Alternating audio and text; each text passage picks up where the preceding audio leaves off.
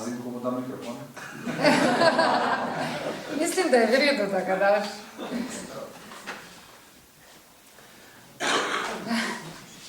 Mene pa zanima, da ste slišali tak občutenje, pa to, ko si tekel, tak si se počutil, da je zdaj, ne vem, zdaj bila prišla domov, pa ni mi tega treba, ali pa malo, celi ta,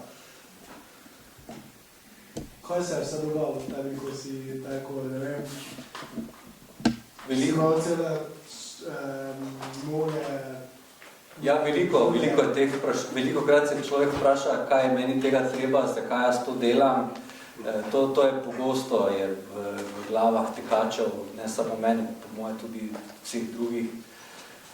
Pridejo seveda taki trenutki, ko si na meji, da bi vrgel, kot rečemo, puško v koruzo, ampak ne vem, potem se pač, ne vem, kaj je tisti notranji puš, ki te žene naprej.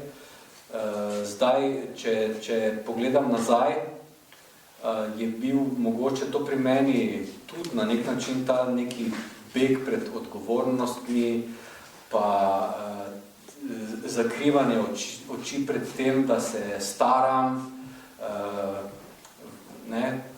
Moški si pač skušamo skozi šport, pa čez neke dosežke dokazati, da smo še vedno fit, da smo še vedno zdravi, močni in tako naprej.